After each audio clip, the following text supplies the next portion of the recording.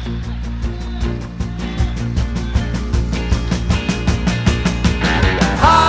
town, going down to hockey town, whoa, whoa. Hockey town,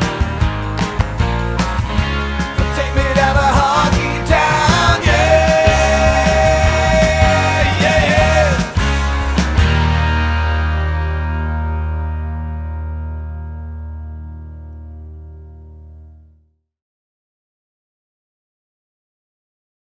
Hello, hockey fans. The Minnesota Hockey Connection is on the air. We're at PACT-TV studios in Duluth, Minnesota. And hey, it's Monday. Nice sunny day in Duluth, which is very weird. But hey, the Stanley Cup's going, and we got a special guest on the phone today. And Ellis Curious, the Stanley Cup of the North American Hockey League is on this week, and we got the 4 teams right now. How's it going, Alex? I'm doing well, Jerry. How are you? Very good. So Good. we got the 4 teams now. We got St. Cloud Norsemen. We got the New Jersey Titans. We got the Anchorage Wolverines and the New Mexico Ice Wolves. So we got 4 very good teams, and 2 of them are the number 1 seeds in their division, and the other 2 were, one was 2 and one was 3. So we got teams that deserve to be here. Absolutely. Yep. They're playing for the Robertson Cup, which is the awarded to the national playoff champion every year of the North American Hockey League. So this will be the 46th time that we've handed it out. So it's quite an old trophy, and it goes back a lot of years. But yeah, these are 4 teams that have never won it before, Jerry. So it's exciting for us in the league office that we're going to have a champion that has never won a Robertson Cup before. So it's 4 teams that have never been to a Robertson Cup, and so we're looking forward to hosting them, their family, their fans, and anyone else around the Minnesota area who would like to come out and see what playing for a national championship is all about. So this Robertson Cup championship starts on Friday down in Blaine, Minnesota at Fogarty Rink, right off the Central Avenue and 93rd. The times for the games are 3:30 and 7:30. Game times on Friday and Saturday are 4:30 and 7:30. 4:30, okay. The semifinals are a 3-game series, so we know that there will at least be games 1 and 2 on Friday and Saturday at 4:30 and 7:30, and then depending on how those go, if the series have to go to a game 3, that'll be on Sunday, May 22nd, with games at 3 and 6 o'clock. So it's a 3-game series in the semifinal, and then the winner-take-all championship is on Tuesday, May 24th at 7 o'clock at night. Yeah, I think you started that day off between Sunday and Tuesday for the championship game. That was a smart idea, I think, for the teams to get a day rest and then have the big game and fill up the Fogarty Rink. Well, it is a smart idea. I think, number one, because people have to realize that these teams have played 60 regular season games, which spans all the way from early September to the middle of April, and then they've spent the last month playing in divisional playoffs, which for some of these teams could have involved up to 10 games because those were 5-game series. So by the time they get to Blaine, they will have played up to 70 games since September. So having a day off there to play, potentially 2 or 3 games in a row, and then having a day off before playing a championship, you're just really trying to give teams one more day of rest so that championship game can be everything it needs to be. We didn't want to hear any kind of excuse that that teams were playing 4 games in 4 days. That would just be too hard. So it also gives us a chance as a league to promote it. So if we know on Saturday night or Sunday afternoon who's going to be playing, That gives us basically a 36 to 48-hour window to promote to, the state of Minnesota, the local community around Blaine, all of the friends and family and fans of the two teams who are going to be in it. And, the past 3 years, we've seen, sold-out championship games. So a lot of that has to do with that day off, and then, everybody realizing that it's a one-game winner-take-all scenario. And on a Tuesday night at 7 o'clock, what else are you going to do? So it really is a cool situation.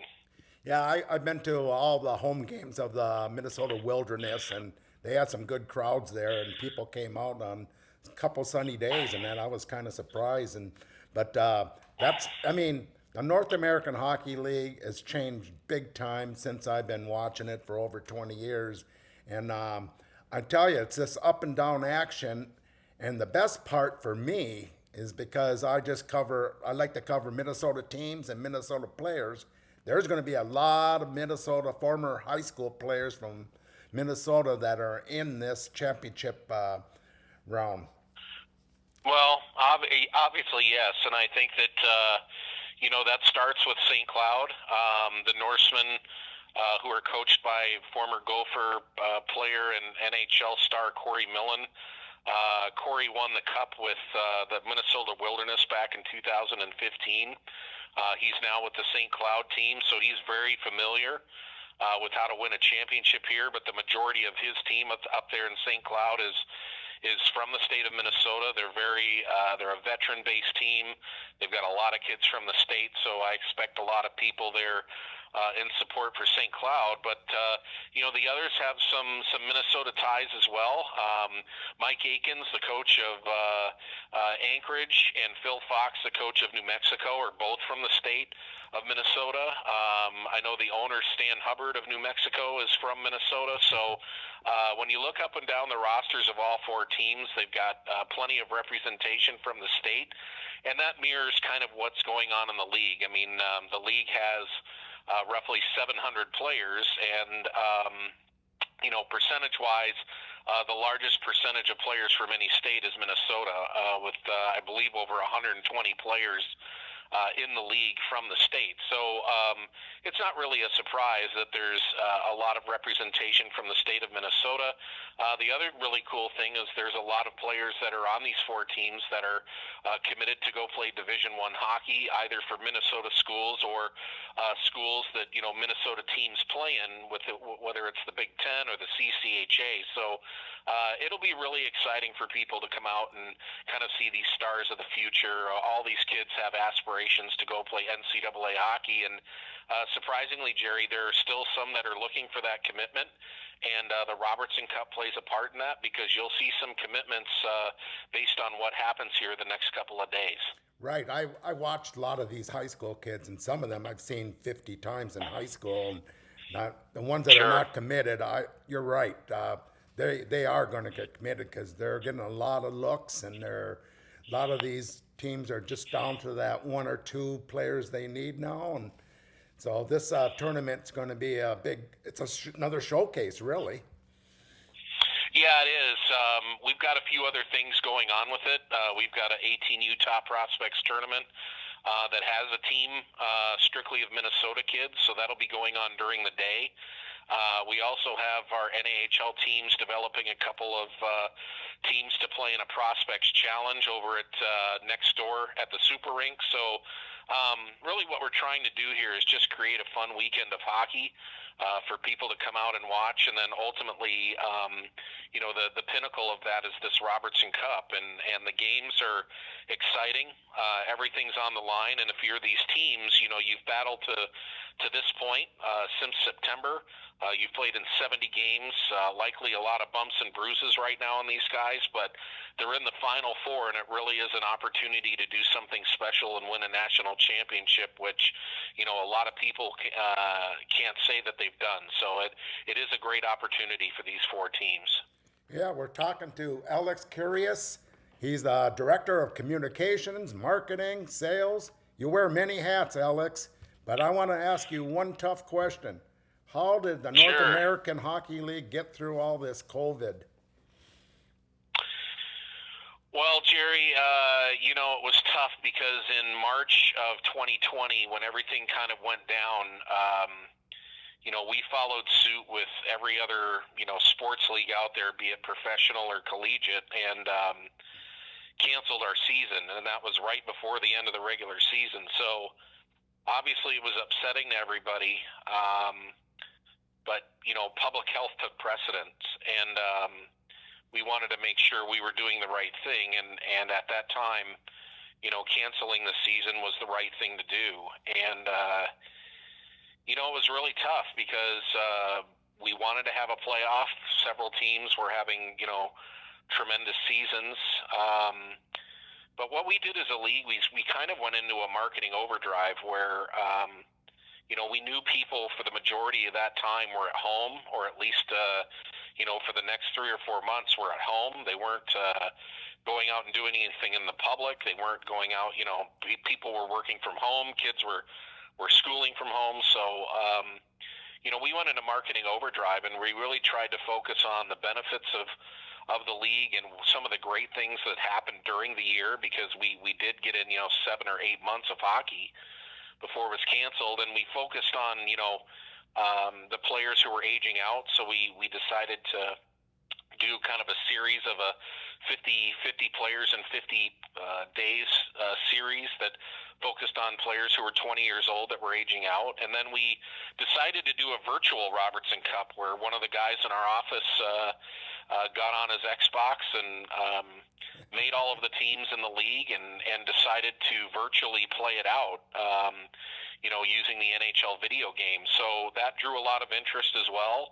And then I think by the time that the fall had come around, we put it out there that we kind of gave teams an option to play that next year in 2021, knowing that we were going to come back, but knowing that there was going to be some fan restrictions.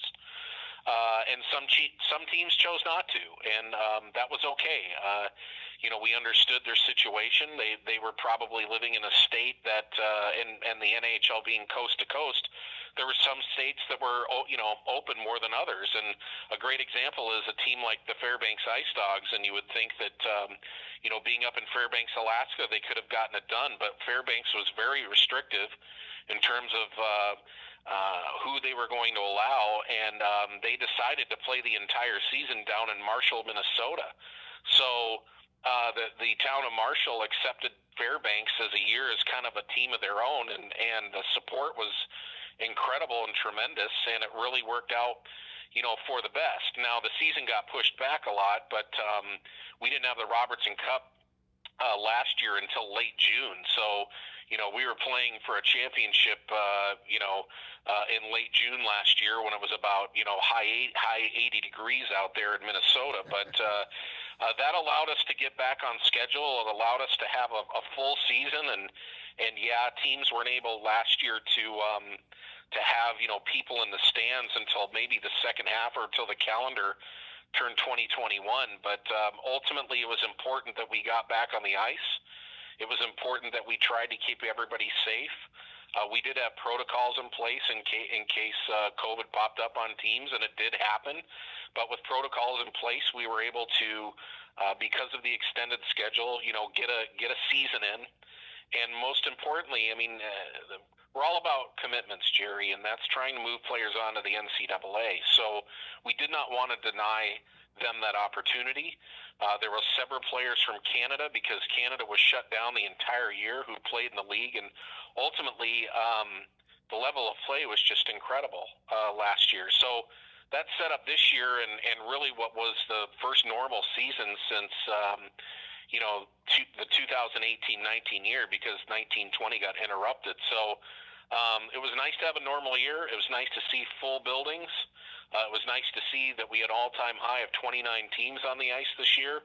And we're looking forward to 2022-23 when, again, we're going to have a large number of teams stretching coast to coast. And, ultimately we're back on schedule and just thrilled to be having our national championship during a normal time. Yeah, I was looking at all the teams, and you're probably at 16 states or more. But you got two teams that are transferring, like one of the teams is from Minnesota. They're going to Eagle River, Wisconsin. Minnesota Magicians down in the Twin Cities. Yep. Then you got Yep. one of the teams going. Oklahoma's going to have a team now, Oklahoma City. So, is there any more Correct. expansion? Yeah, it was 2 relocations, and Eagle River has the dome there. It's a very old and historic building, and I think that the community there is really excited. We've already got 2 teams in the state.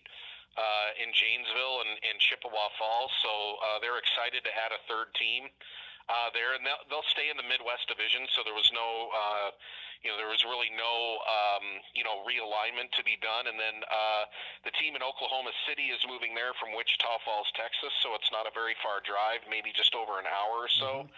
So they'll stay in the South Division, and again, it's just kind of making sure that our owners have the best opportunity to succeed. And one of the ownerships is changing hands, the one from the Magicians to the new team in Eagle River, which will be named the Wisconsin Wendigo. And then the Oklahoma City ownership stays the same. So she is just going from Wichita Falls to Oklahoma City, and they will remain in the South Division. Okay. Well, you were talking a little while ago that Fairbanks was down and played their season down in Marshall, Minnesota. Is there any, one looking at maybe a franchise in that town if it went that good? That's a really good question. I think that the state of Minnesota, obviously with the love of hockey from the youth level all the way through high school, and then how they kind of embrace their collegiate teams, and then how they've embraced the Minnesota Wild here and their run through the playoffs. Obviously, it's the state of hockey, so I think that introducing people to the level of hockey that is juniors, which really is, again, for those that aren't familiar a lot with junior hockey, it really is a stage in between high school and the NCAA. And most high school players from the state will tell you that is a necessary step for them if they want to go play college hockey. So it really is kind of that step for the 18 to 20-year-old to take in order, to ultimately realize those NCAA dreams. And there are several towns within the state of Minnesota that you can look at and think, wow, this would be a great place. And we've had a great track record of success with teams in Minnesota. We've had a lot of growth in Minnesota the last, 8 to 10 years in terms of the league. So, I know there's a lot of communities like Marshall that would probably embrace a team, and it takes the right situation, the right ownership, the right finances and things like that. So it's a little bit easier said than done, but I know that the Austin Bruins have made it work really well down in the Austin-Rochester area.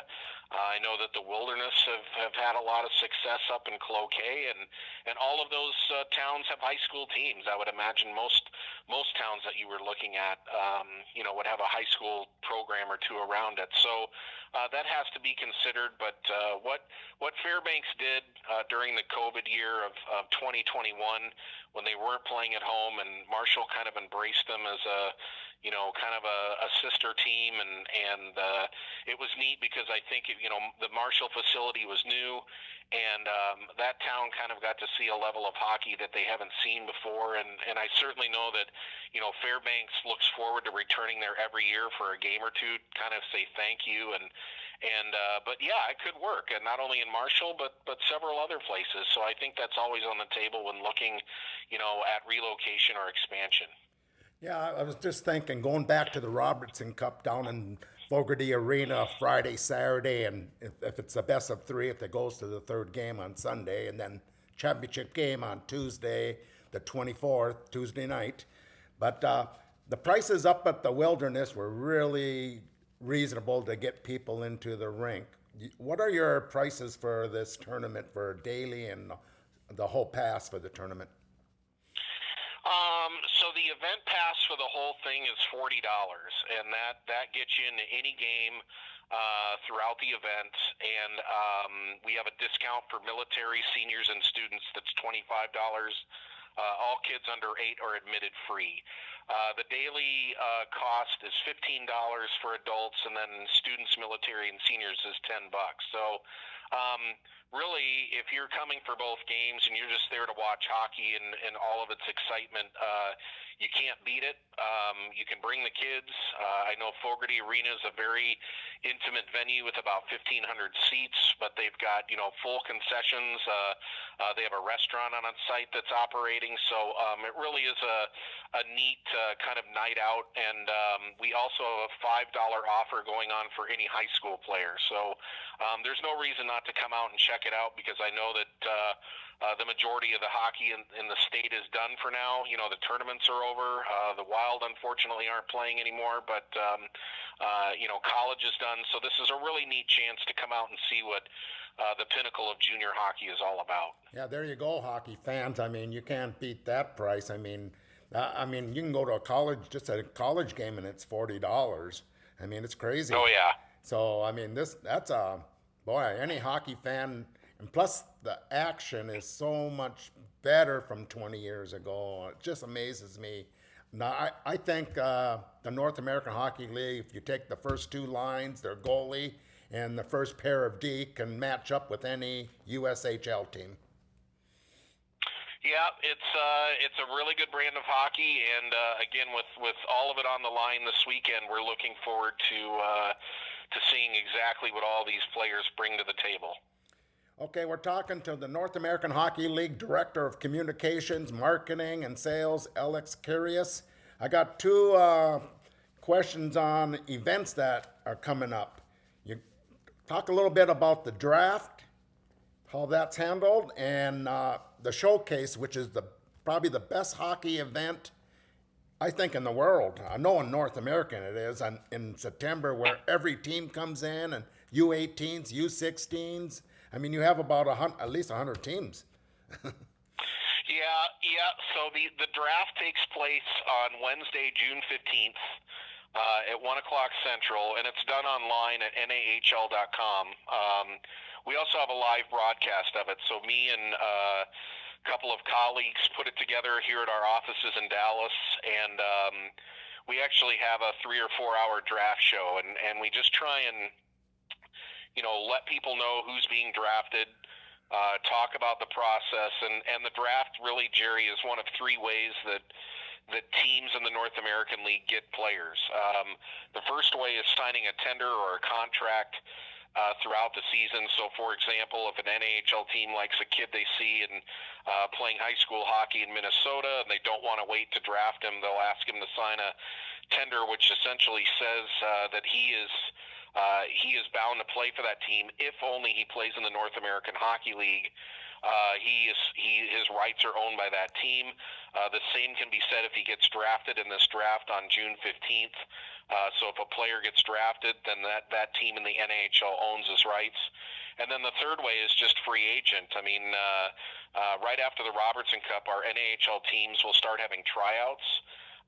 They have tryouts all the way up until the draft, and basically the tryouts are the third way that they determine, who they're going to bring to their main camps and ultimately who's going to be on the team. So the draft is a really big part of that process.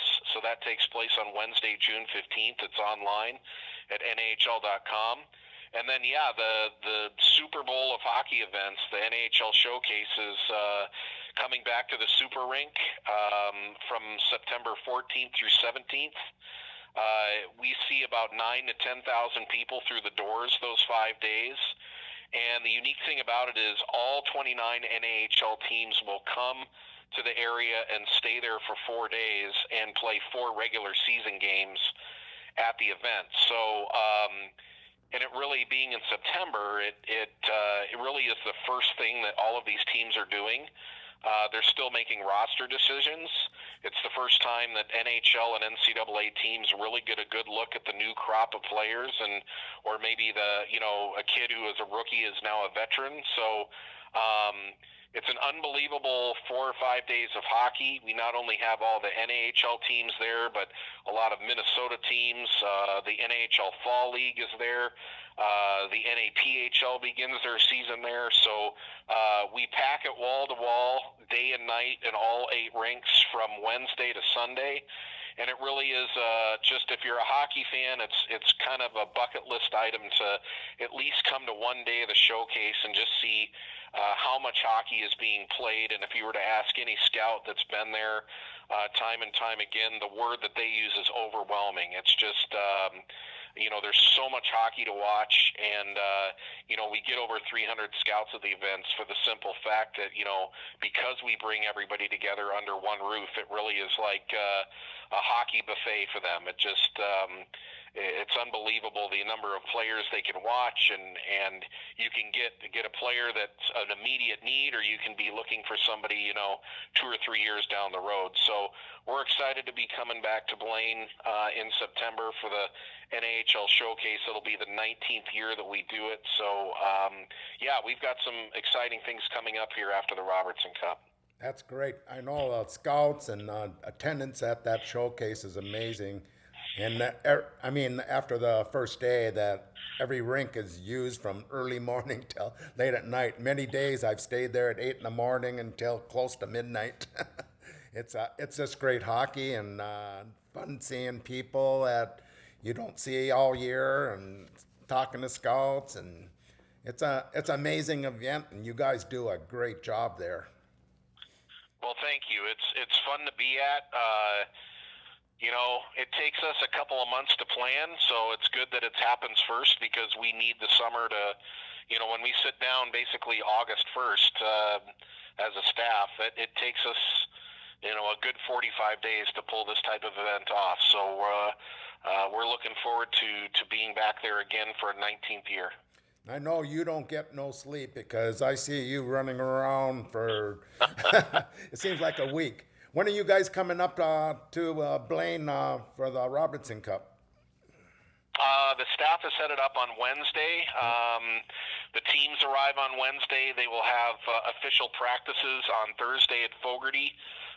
Fogarty, we also do our media day on Thursday, so we interview all the head coaches, a lot of the key players for some stuff that we're doing from an internet and social media perspective, and then the games get going on Friday. So we're looking forward to it.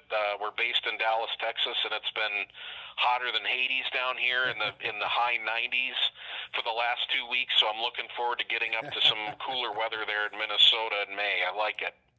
Okay, Alex, it was great talking to you, and like hockey fans and Minnesota people, get down to Fogarty Rink. Starts on Friday, May 20th. And then it goes through the weekend, the best of 5 series on these 4 teams.